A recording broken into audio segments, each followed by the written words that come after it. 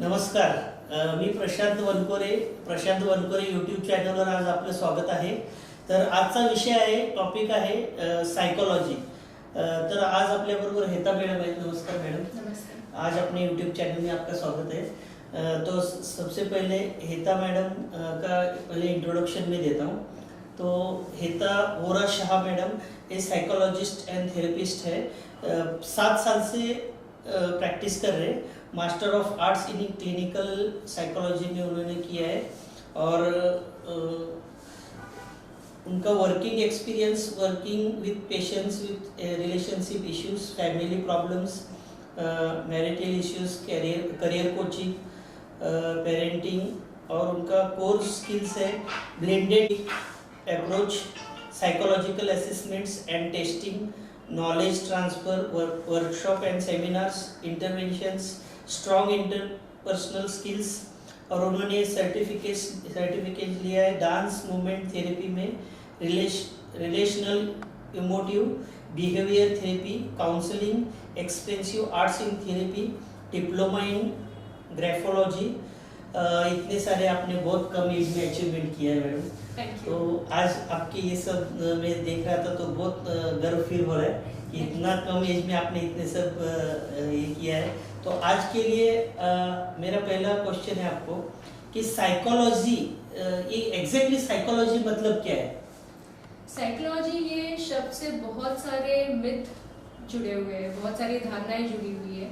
लोग ये शब्द सुनते ही ये सोच लेते हैं कि अरे चेहरा देखकर ही मन में क्या है पता चल जाएगा, हाव भाव देखकर ही सब पता चल जाएगा. डर जाते हैं लोग बेसिकली. पर ऐसा कोई ये नहीं है कि चेहरा देखकर ही समझ जाते हैं. साइकोलॉजी बेसिकली मन की बात समझना है, ये बात सही है, पर इट इज अ साइंस. ये सचेत मन का विज्ञान है, मतलब कॉन्शियस माइंड का साइंस है.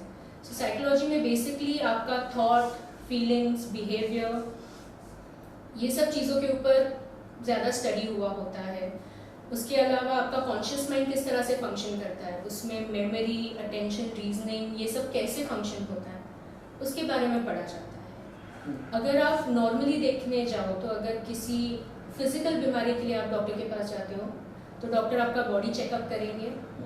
वैसे ही अगर आपको कोई मन में कोई तकलीफ हो रही हो, कोई तनाव महसूस हो रहा हो, परेशानी हो, मायूसी महसूस होती हो, तो साइकोलॉजिस्ट का काम ये है कि वो आपके आसपास का वातावरण पूछेंगे आपसे, आपके निजी अनुभव पूछेंगे.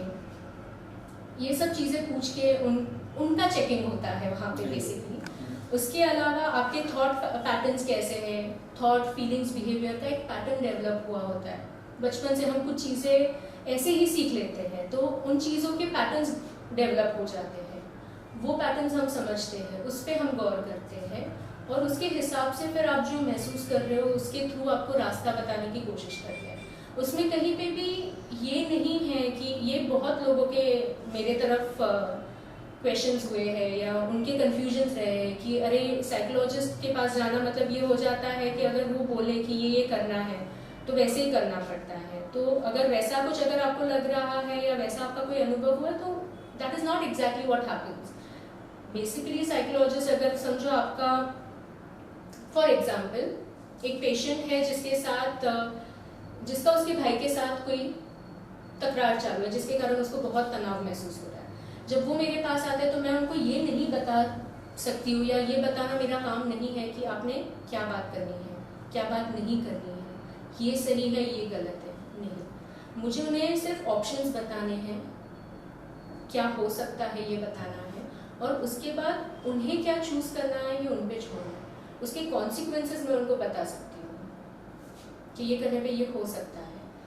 अनदर एग्जाम्पल, एक मैरिड कपल आया था, बहुत तनाव है उन लोगों के बीच में, टू द पॉइंट कि बीवी अब मुझसे कह रही थी काउंसलिंग सेशन में कि ठीक है ना, अब मैं लड़के भी कोई फ़ायदा नहीं है, मुझे ऐसा लगता है कि हम दोनों बस साथ मिलके बच्चा है बड़ा कर लेते हैं, ज़िंदगी निकाल लेते हैं.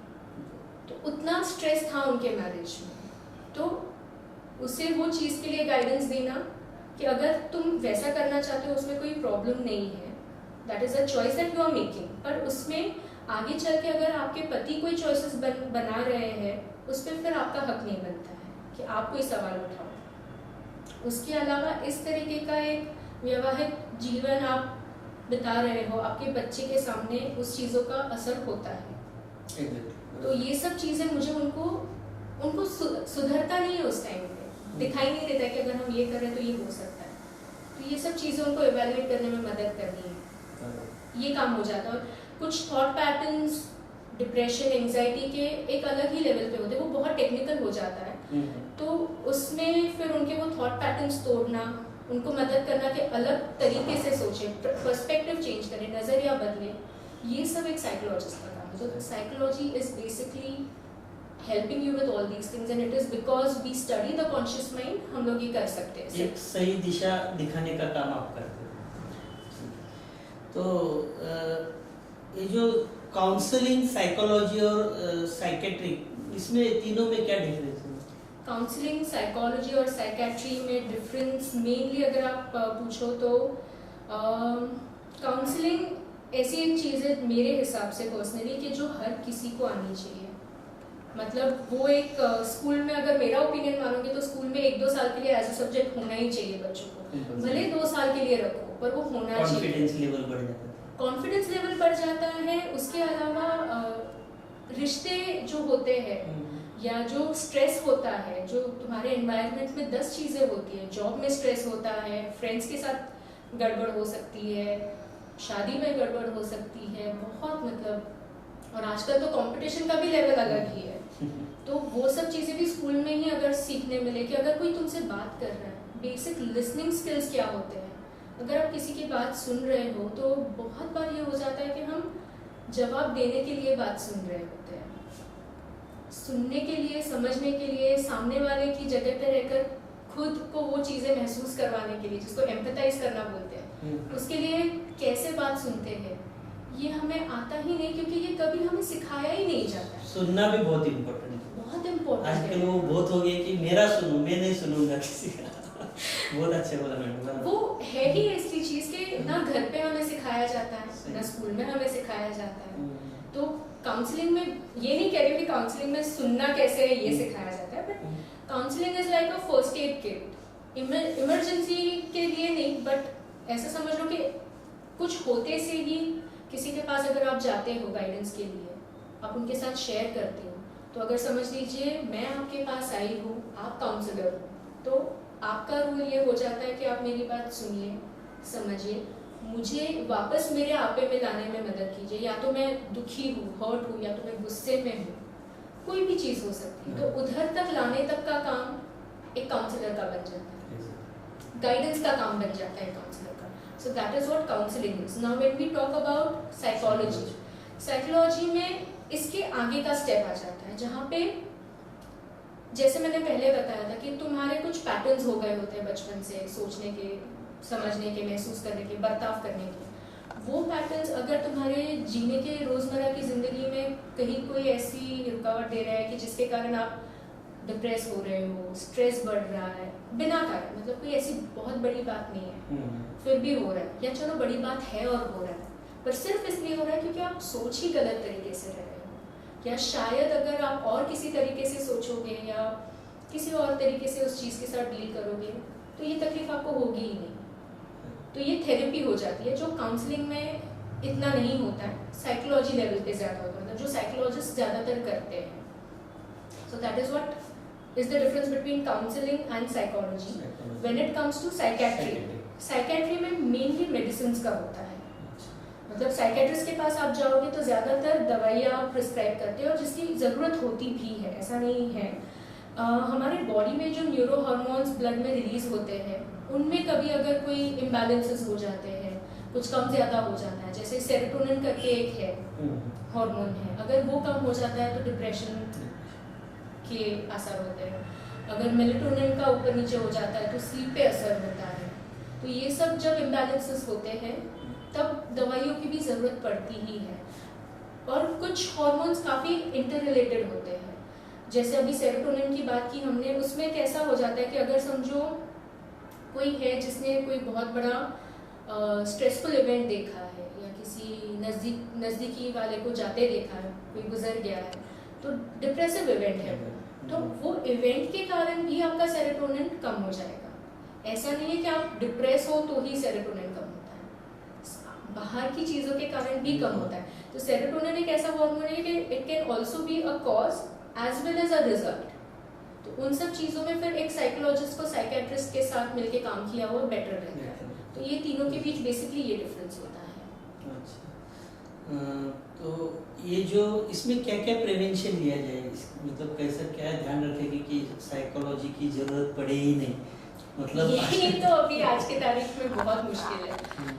क्योंकि मेरे हिसाब से आज जो सिचुएशन देख रहा हूँ कि पढ़े नहीं, मैंने बोला, लेकिन जरूरत है at least once in a year आप जाके, जैसा मंदिर में जाके ध्यान करते हो तो थोड़ा रिलैक्स हो जाते हो। तो मेरे को ऐसा लग रहा है कि थोड़ा साइकोलॉजी से कंसल्ट करने के बाद आप थोड़ा रिलैक्स फील हो सकता है। हो तो सकता है। अभी वो पूरी बात ऐसी है कि एथिकली देखा जाए तो हमारे लिए तो ऐसा बोला जाता है कि every psychologist also needs to have a psychologist. मतलब अगर मैं खुद साइकोलॉजिस्ट हूँ, मेरा खुद का भी एक साइकोलॉजिस्ट होना जरूरी है। हार्ट सर्जन का भी हार्ट सर्जन होना जरूरी है, वो खुद की सर्जरी तो कर नहीं लेगा, वैसे ही ये उतना ही जरूरी है। और आज की तारीख में उसका प्रिकॉशन क्या होता है ये तो हम बात करेंगे, बट इम्पोर्टेंस क्यों बढ़ रहा है, क्यों बढ़ रहा है, बहुत इम्पोर्टेंट, वो बहुत उसका रीजंस क्या है, मतलब क्यों ऐसे बिहेवियर क्यों जा रहा है उस साइड में ऐसा? अगर आप स्टैटिस्टिकली देखोगे पिछले कुछ 2 साल का स्टैटिस्टिक उठा के देख लीजिए, सुसाइड, डिप्रेशन, एंजाइटी, स्ट्रेस बहुत ज्यादा सुनने को बहुत ही बढ़ ज्यादा। रहा है। आजकल ये- मीडिया पेपर यही ज्यादातर रहता ये है, क्यों और हो इसमें रहा ही है? ज्यादा को इंटरेस्ट लोगों को इसमें ही ज्यादा है। ये बेसिकली ऐसा है ना कि लोगों को ओवरऑल एक्सपोजर भी बहुत ज्यादा है, उनकी ज़रूरतें बढ़ गई हैं, एक्सपेक्टेशंस बढ़ गए हैं, एक्सपोजर ही हर जगह है। मतलब छोटे से छोटे बच्चे को भी यूट्यूब चलाना आता है, 2-3 साल के बच्चे को पता है कि फ़ोन में कहाँ से क्या देखना है मैंने। इतना एक्सपोजर अगर मिल रहा है आपको, एक्सपोजर अच्छी बात है बुरी बात है वो सवाल नहीं है, पर इतना एक्सपोजर मिल रहा है तो इवेंचुअली ये होगा ही।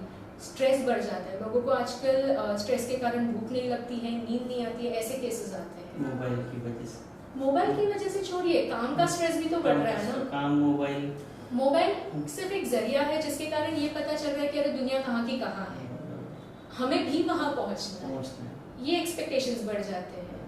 और वो होते होते फिर काम पहुँचेंगे कैसे वहाँ पे, काम करके। फिर काम ज्यादा करना है, ज्यादा कमाना है, इन सब चीज़ों में भी कोई हार्म नहीं है, पर वो लिमिट में कर पाना ये मुश्किल काम है, ये आता नहीं है हमें। ये सीख गए अच्छी बात है, नेचुरली अगर सीख गए हो तो अच्छी बात है, बट नहीं सीख पा रहे हो, नहीं हो पा रहा है तो कहीं ना कहीं तो ये सब आने ही वाला है। सो वो हिसाब से फिर ये केसेस आते हैं कि अरे काम का स्ट्रेस इतना है कि भूख नहीं लगती है, नींद नहीं आती है, सोशल मीडिया का इन्फ्लुएंस इतना है, वो आइडेंटिटी बन गई है टीनेजर्स की आजकल, लाइक्स नहीं है, फॉलोअर्स नहीं है, तो हमें डिप्रेशन होता बहुत है। इम्पोर्टेंट आपने कहा मैडम, लाइक्स फॉलोअर अगर नहीं मिले तो ज्यादातर तो हाँ। आजकल ये प्रॉब्लम मैं भी देख रहा हूँ कि इसके ऊपर उनको फिर वो महसूस होने लगता है कि अरे मुझे कोई पसंद नहीं करता है, मैं पसंद करने लायक नहीं हूँ। अच्छा। सेल्फ इमेज इश्यूज हो जाते हैं, मतलब किस चीज को किस हिसाब से तोलना है, इस चीज की समझ होनी चाहिए। इसलिए मैं कह रही थी कि ये एज अ सब्जेक्ट बच्चों को सिखाना बहुत जरूरी है। उसके अलावा 5-7 साल के बच्चे भी आजकल सुसाइड करने लगे हैं, क्यों? तो मुझे मना किया।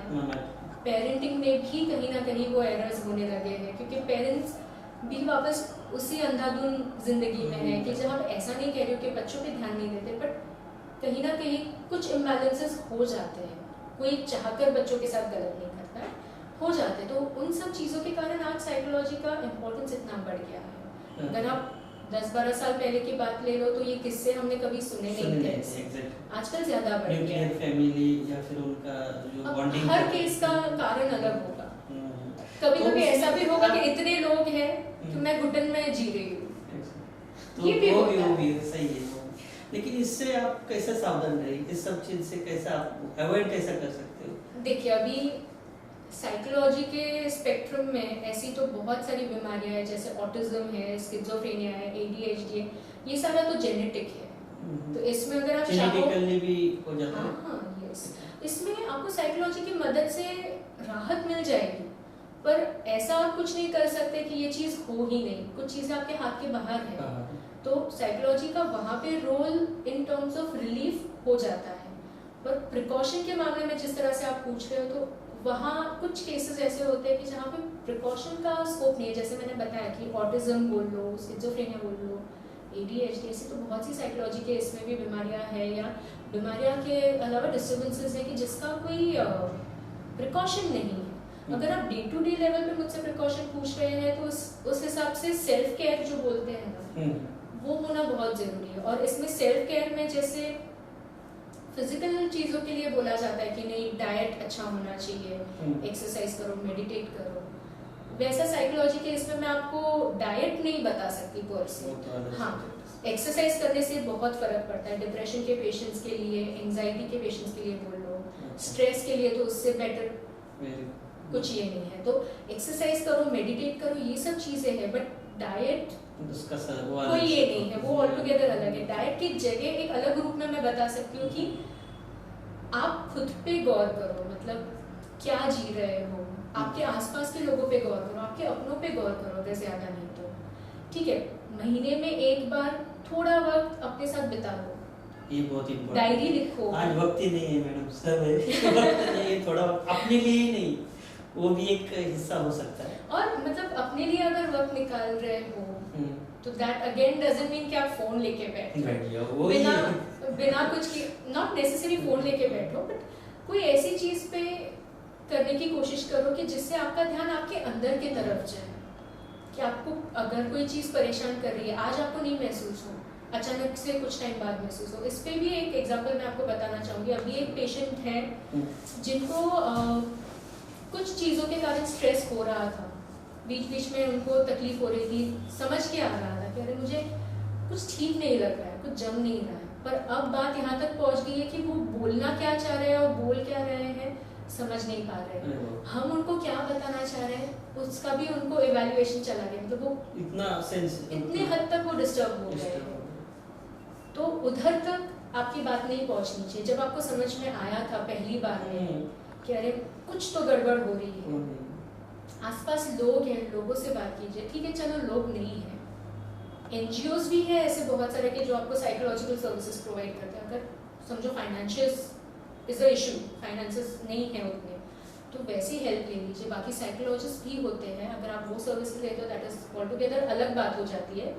पर निकालिए आपके मन में जो, अगर आपको बोलकर नहीं निकालना है, डायरी लिखिए, मेडिटेट कीजिए। ये सारी चीजें छोटी छोटी प्रिकॉशंस हो सकते हैं, बट अपार्ट फ्रॉम दैट ऐसा कोई खास ये नहीं है। You need to have somebody in your life कि जिसके साथ आप बात कर सके।